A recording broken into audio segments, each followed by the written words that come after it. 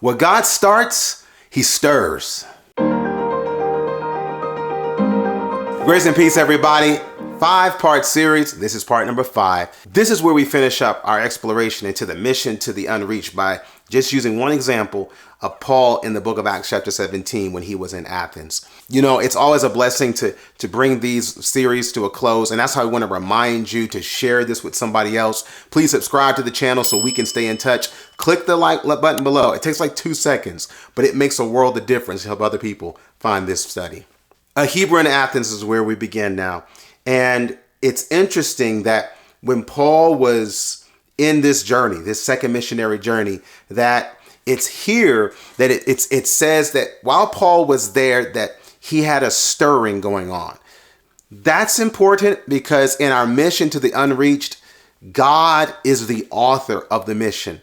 If you've got an itch, if you've got a desire, this drive or this vision to want to make some type of impact or connection to others, to your community, to your neighborhood, to your family, that drive is God.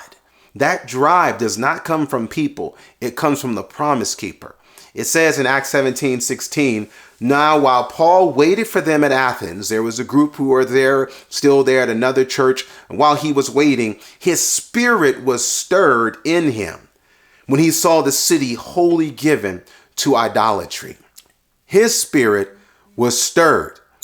It did not say Paul stirred himself. It says that someone stirs Paul as he sees all of this idolatry around him.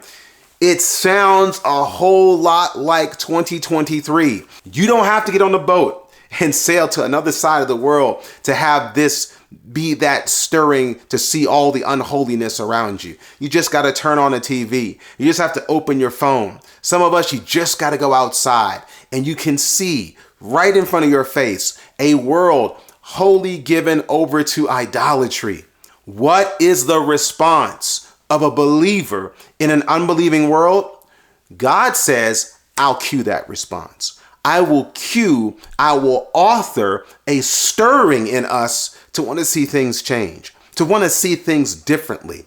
So when you go to verse 17, therefore, as a result of what God has started, this initial stir, it continues to stir. It stirs to the point that he disputes in the synagogue with the Jews and with the devout persons and in the market daily with them that met with him.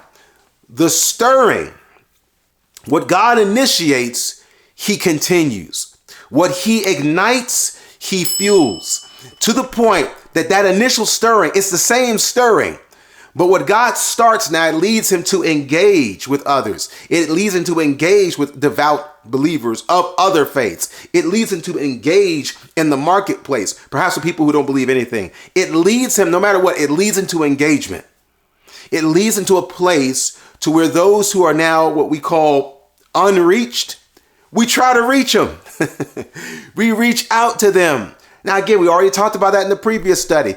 Just because you throw a line out, does that always mean you're going to pull a fish in? No, but you still cast a line. The stirring leads to the continual casting. I'm still going to talk. I'm still going to walk. I'm still going to witness regardless of your reaction.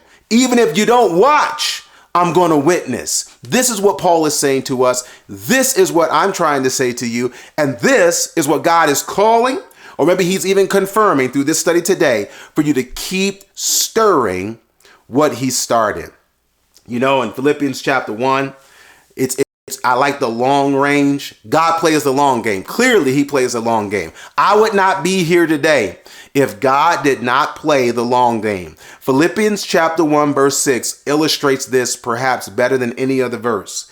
To say this, that being confident of this very thing, this is where you got to be confident, that he, which has begun a good work in you, will perform it until the day of Jesus Christ.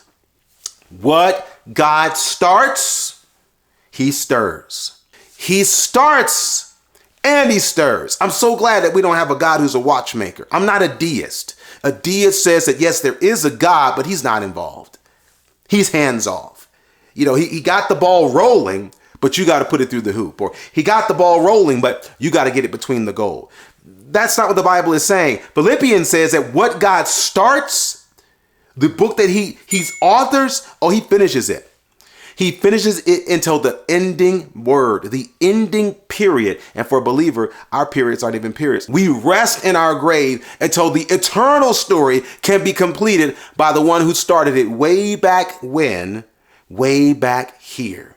And I want to pray today that he will finish in you what he started in you. Well, what if I failed? What if I get off track? What if I stopped? He's still the stirrer. He still has the pen in his hand.